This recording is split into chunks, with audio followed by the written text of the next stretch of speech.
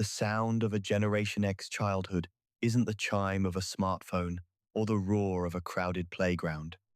It's the specific, rhythmic clink of a heavy brass key hitting a metal zipper as a 10-year-old runs up the driveway of a split-level house in a quiet American suburb. The year is 1982, or maybe 1978. The house is silent, smelling faintly of lemon furniture polish and the lingering ozone of a heavy tube television that's been on for hours. There is no one to ask, "How was your day?" and no one to tell you not to eat the entire box of Hostess Twinkies. This is the birthplace of a specific kind of American independence, one that wasn't built on self-help books or empowerment seminars, but on the cold, hard reality of an empty living room. If you look at this person today, standing in line at a local hardware store or navigating a complex corporate merger, you might see a certain hardness around the eyes, not a mean hardness, but a structural one. They move through the world with a built-in autonomy that looks almost alien to the generations flanking them. They don't ask for directions, not because they're stubborn, but because they've spent 40 years figuring out how to get home in the dark. This is the generation that was forged in the silence of an era where supervision was a luxury and independence was a mandatory survival skill. They are the most dangerously self-reliant people on the planet, and the reason is buried deep in the psychology of being the world's first mass-produced latchkey kids. This wasn't just about being alone. It was about the psychological imprint of high contingency. In their world, if you missed the bus, you walked 3 miles. If you lost your lunch money, you were hungry. There was no safety net app, no helicopter parent to drop off a forgotten homework assignment, and no digital tracking to ensure you reached your destination. You navigated the world by instinct and the internal map of your own grit. This environment created a generation of internalized sovereignty. They learned early on that the only person they could truly 100% count on was the person staring back at them in the mirror. To understand the hidden engine of this person, you have to look at the American landscape they inherited. They grew up in the shadow of the Cold War, where the threat of nuclear annihilation was just a casual Tuesday afternoon drill in the hallway of their elementary school. They saw the missing children on the back of milk cartons every morning at breakfast, a constant reminder that the world was a place where you could simply vanish if you weren't paying attention. While the boomers were the children of post-war optimism and millennials were the children of digital connectivity, Gen X was the child of the great neglect.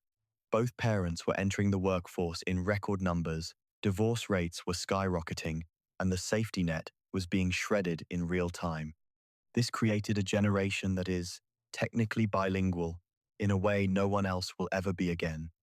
They are the only group of humans left who can navigate a world without a battery. They remember the weight of a physical phone book, the patience required to wait for a radio station to play their favorite song so they could record it onto a cassette, and the specific tactile skill of using a pencil to wind that tape back in when the deck ate it. This is why they are so skeptical of authority. They grew up watching every major American institution fail them, from Watergate to the Challenger explosion to the collapse of the Job for Life promise. Have you ever noticed how they react to a politician or a corporate leader with a string of acronyms after their name? They don't see status, they see a red flag. They've learned that the more titles someone has, the more likely they are to be selling something that doesn't work. Their skepticism isn't a negative trait. It's a high-definition truth-filtering system. They don't trust the system because they were the first generation to see the system's out-of-order sign and realize that if they wanted it fixed, they'd have to pick up the wrench themselves. This is the person who reads the fine print on every contract and refuses to use a smart home device because they don't want a microphone in their kitchen. They are dangerously independent because they have no single point of failure. If the grid goes down, they just revert to their 1,984 settings and keep moving while everyone else is searching for a signal that isn't coming. Consider the way they approach relationships and social dynamics. Their independence can often look like emotional distance, but it's actually a form of protective autonomy. They spent so many hours in an empty house as children that they became their own best friends. They don't need constant validation from a partner or a crowd to feel whole. This makes them incredibly resilient, but also difficult to truly reach. They have a fortress around their inner world, built during those long afternoons, waiting for a parent's car to pull into the driveway. If you love one of these people, you've probably felt that invisible wall. You've seen them handle a personal tragedy with a stoicism that is almost frightening. They aren't suppressing their emotions. They've just been trained since age 7 that showing weakness doesn't solve the problem. In their world, a meltdown is a luxury they couldn't afford when they were the ones responsible for making sure the stove was off and the door was locked. This hidden engine is what makes them the most stable people in a crisis, but also the ones most likely to burn out in silence because they don't know how to ask for help. This is the middle child syndrome of history. They are the bridge between the greatest generation's grit and the younger generation's emotional intelligence. They often feel like they're the only adults in the room, translating the boomers' demands to the Gen Z's sensitivities. They are the ones who stay late to finish the project without being asked, not because they love the company, but because their internal code won't let them leave a job half done.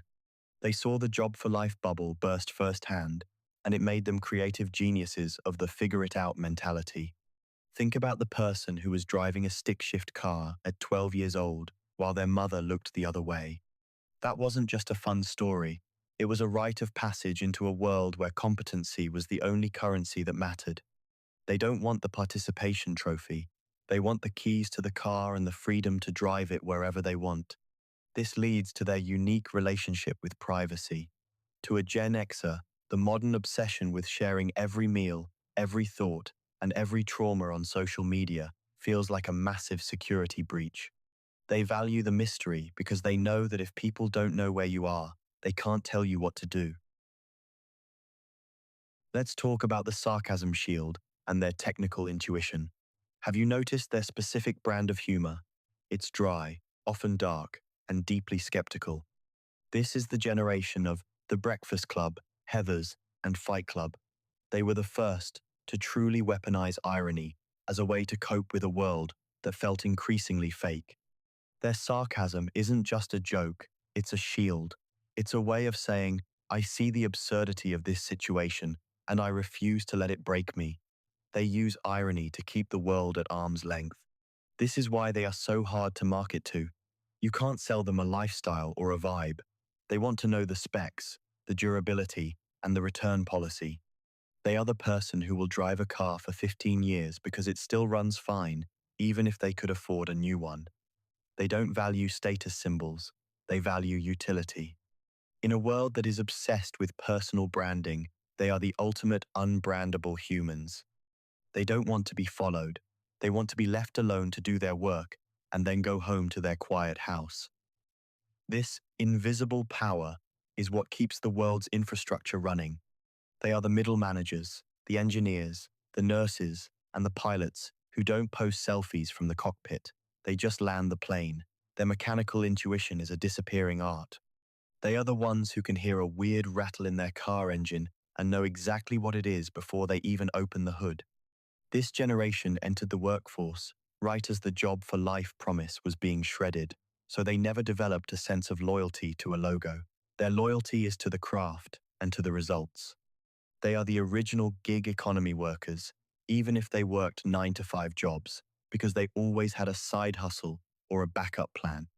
They are always prepared for the bubble to burst, because they've seen it happen in 1987, 2000, and 2008. This makes them incredibly resilient, but also emotionally distant. They treat the world like a wilderness beautiful, but capable of killing you if you don't pay attention. This perspective is what allows them to remain calm when everyone else is panicking. While the world is screaming about the latest AI apocalypse, they are just sitting back, wondering if the AI can handle a power outage. They know that at the end of the day, someone still has to know how to turn a wrench. If you want to understand the heart of this person, you have to understand the silence of their childhood. It wasn't a lonely silence, it was a productive silence. It was the silence that forced them to invent games with a stick and a ball, to build forts out of refrigerator boxes, and to learn the internal map of their neighborhood by heart. This silence gave them a profound sense of self. They don't need a constant stream of digital noise to feel alive. In fact, they crave the moments where they can unplug. They are the only generation that truly understands the luxury of being unreachable. To them, a ringing phone isn't an opportunity, it's an interruption. They are the masters of the Irish goodbye, slipping out of a party without making a scene because they don't feel the need to be the center of attention. They have already gotten what they came for, and they are on to the next thing. This invisible power is their greatest asset. It allows them to observe, to learn, and to act without the burden of expectation. They are the people who will save the world, not because they want the glory, but because they're the only ones who remember where the manual is hidden. Ultimately, the dangerously independent nature of Generation X is a gift to the rest of us. They are the stabilizers. They are the ones who teach us that it's okay to be alone, that it's okay to not have all the answers immediately, and that there is a deep, soul-level satisfaction in simply figuring it out. They remind us that before we were users or consumers or followers, we were humans with hands that could build and minds that could solve. They are the keepers of a specific kind of American grit, a grit that doesn't need a soundtrack or a filter. When you see that person quietly fixing the coffee machine in the office break room, or the parent who handles a medical emergency with the coolness of a combat medic, take a moment to realize what you're looking at. You're looking at a lifetime of self-reliance condensed into a single action. You're looking at the invisible power of a generation that was told they didn't matter and responded by becoming the very people who make everything work. They aren't the ones on the stage, they're the ones who built the stage, wired the lights, and are standing in the wings, ready to catch you if you fall, even if they'll never admit they were watching. There is a profound beauty in this invisible life. It is a life lived with a clear-eyed understanding of the world's fragility and a stubborn refusal to be broken by it. They are the bridge between the past and the future, the keepers of the real in an increasingly virtual world.